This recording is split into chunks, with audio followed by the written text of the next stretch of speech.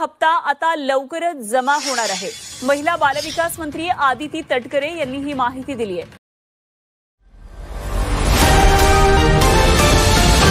शेतकऱ्यांसाठी आज दिवसभराच्या ठळक व झटपट बातम्या। शेतकऱ्यांसाठी आज मंत्रिमंडळ बैठकीत अतिशय महत्त्वपूर्ण 5 निर्णय घेण्यात आलेले आहेत, त्यामुळे बातम्या शेवटपर्यंत बघा। मराठा समाजाला कुणबी प्रमाणपत्र देण्यासाठी सरकारने हैदराबाद गॅजेट लागू करण्याचा निर्णय घेतल्यानंतर ओबीसीमध्ये अस्वस्थता आहे। मराठा समाजाला कुणबी प्रमाणपत्र मिळाले तर ओबीसीमधील इतर जातीचे आरक्षण संपुष्टात येईल तसा दावा केला जात आहे।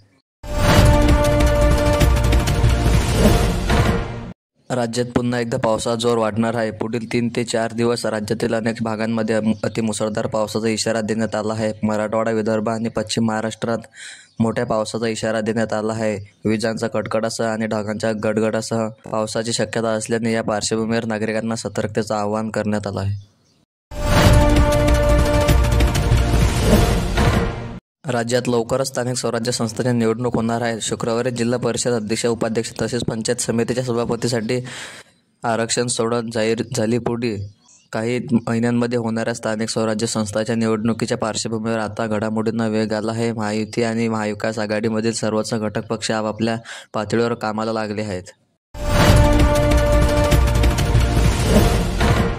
उद्धव ठाकरे यांची तोफ आज दरडली। ठाकरे यांनी आशिया कपमधील उद्याच्या भारत-पाकिस्तान सामन्यावरून भाजपाच्या देशभक्तीचा बुरखा टराटरा फाडला। पंतप्रधान नरेंद्र मोदींच्या पाकिस्तान दौऱ्याचा दाखल देत त्यांनी भाजपावर शाब्दिक हल्ला चढवला। उद्या होत असलेल्या भारत-पाकिस्तान सामन्यावरून त्यांनी भाजपच्या अंधभक्तांनी अवकाशात राहा असा थेट इशारा दिला आहे।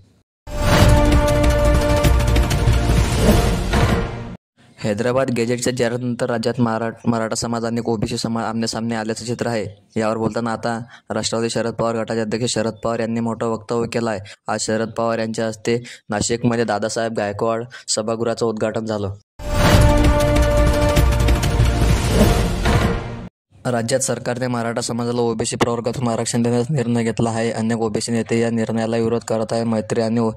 मंत्री आणि ओबीसी नेते छगन भुजबळ यांनी ओबीसी आरक्षण वाचवण्यासाठी लढाई लढणार असा निर्धार केला आहे। त्यानंतर आता जालन्यात बोलताना मनोज जरांगे पाटील 32% आरक्षण सर्व प्रवर्ग रद्द करा अशी मागणी केली आहे। राज्यात दिवाळीनंतर स्थानिक स्वराज्य संस्थांच्या निवडणुका लागणार आहेत। या निवडणुकीत मुंबई महापालिकेची निवडणूक केंद्रस्थानी असणार आहे। ही महापालिका ताब्यात घेण्यासाठी भाजपा शिवसेनेचे दोन्ही गट ताकदीने काम करत आहेत। गेल्या काही दिवसात ठाकरेंकडे असणारे काही माजी नगरसेवक उपमुख्यमंत्री एकनाथ शिंदे यांच्या पक्षात गेले होते।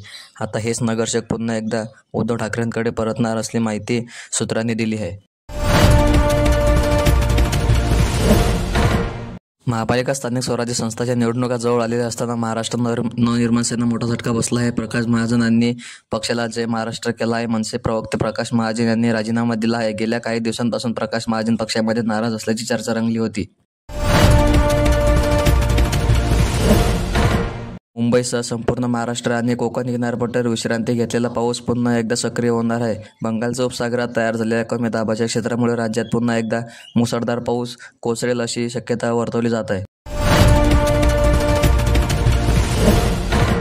उत्तराखंड बंदीमुळे मनेका गांधी संतापल्या आहेत। मनेका गांधी म्हणाल्या की फटाके कबुतरांपेक्षा जास्त धोकादायक असतात। भाजपा नेत्या मनेका गांधी यांनी मुंबईत खाण्यावर बंदी घालण्याबाबत प्रश्न उपस्थित केला। पर्यावरणाबाबत सरकारवर निशाणा साधला। कोणता देश जिवंत राहील आणि कोणता देश मरेल, कोणाची जंगले तोडली जातील, कोण चांगले करेल आणि कोण वाईट करेल हे पर्यटक ठरवतात।